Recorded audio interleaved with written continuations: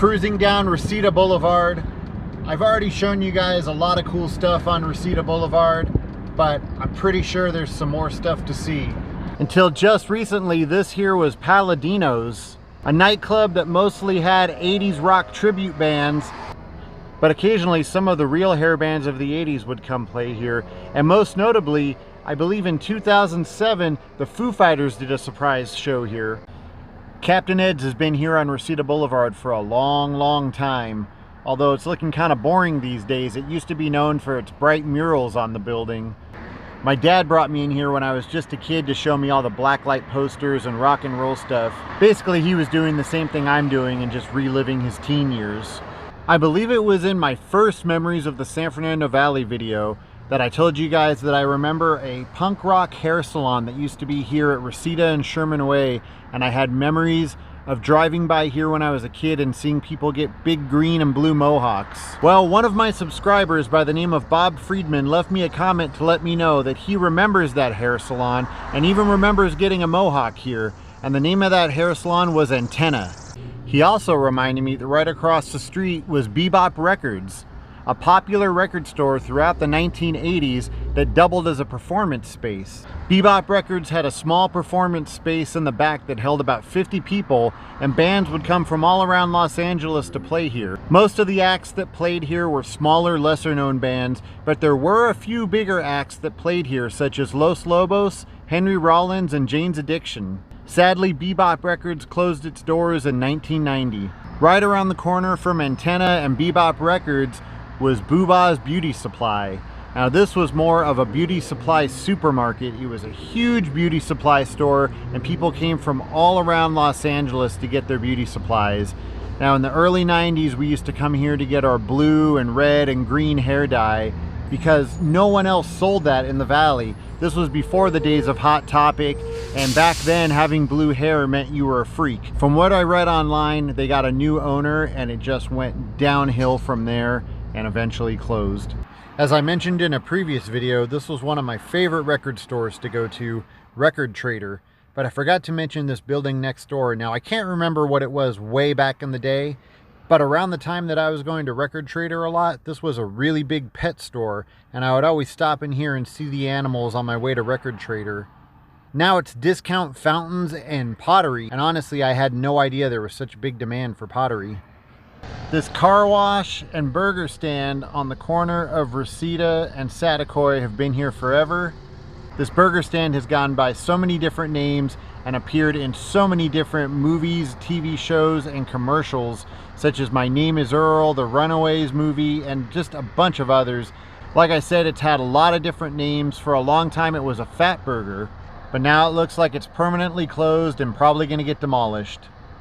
On the corner of Roscoe and Reseda, this building was Pick and Save, which of course eventually became Big Lots. Now it's used as a medical center, part of the Northridge Hospital right there, which I've mentioned in a few of my videos was where they shot the exteriors of Doogie Howser. This Chuck E. Cheese has been here a long time. I remember going to my younger cousin's birthday parties here back in the day.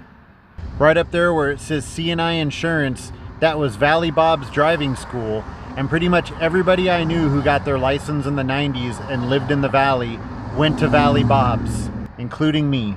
I remember this always being a music store. I know I came in here at least one time to buy a microphone stand. Now it's a quilt shop called Candy's Quilts, but they didn't do a very good job on renovating the front of the place. You can still see up there where it says pianos. I mentioned in one of my other videos I used to work at a place called QT Chicago Dogs. This was the second location on Reseda and Parthenia. I worked part-time at the location on Victory and Tampa, and the rest of the time here at this location. Now it's Bombay Eyebrow Threading. Here in this shopping center used to be the Pepper Tree Northridge movie theater. I believe it was right there if I remember correctly. In the 90s, it seemed like everybody I knew was either hanging out or working at the Pepper Tree Theater. It's really cool to see a very old school looking Shakey's Pizza still in business. They've even still got the old school neon signs. The top of Reseda Boulevard overlooking the valley.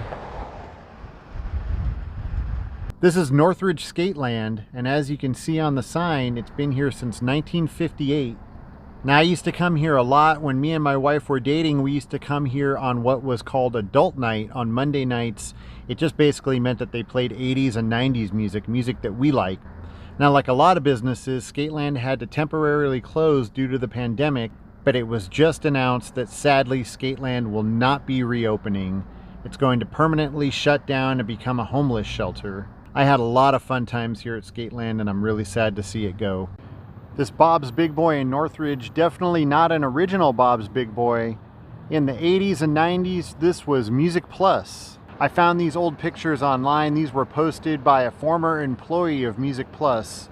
Now, although the building's been remodeled a little bit, but if you look up there on the roof, you can definitely see the original roof line.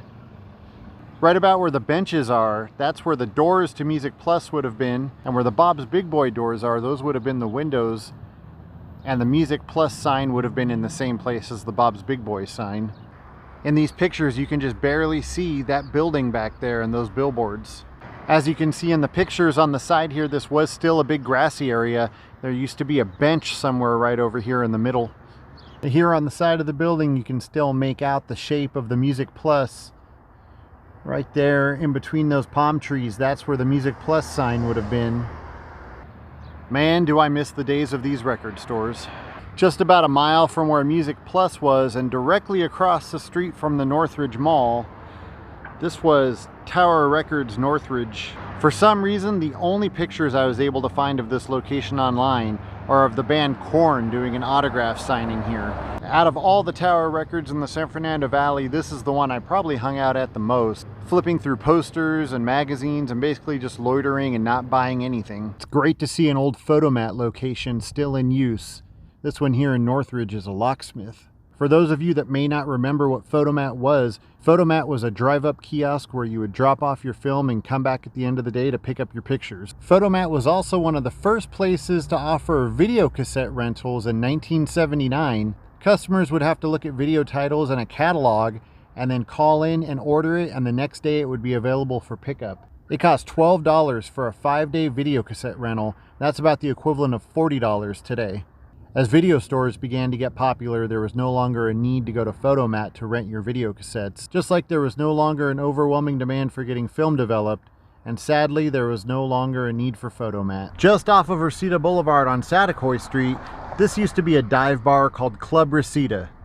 I remember driving by here when I was younger and seeing a guy walking inside with a mohawk, and my dad turning to me and saying, "See, that's the type of people that hang out at Club Reseda." I'm not really sure what his point was.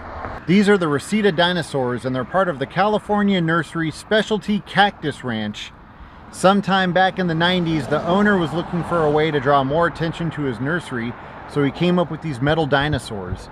Now there's 2 dinosaurs here on Wilbur, another 3 on Van Owen, along with a couple of giraffes, and supposedly inside the nursery there's some ghost town sets. Now, I've never been inside this nursery, but I plan on one day in the near future coming here to explore, and I'll bring you guys along with me. Do you remember Carpeteria?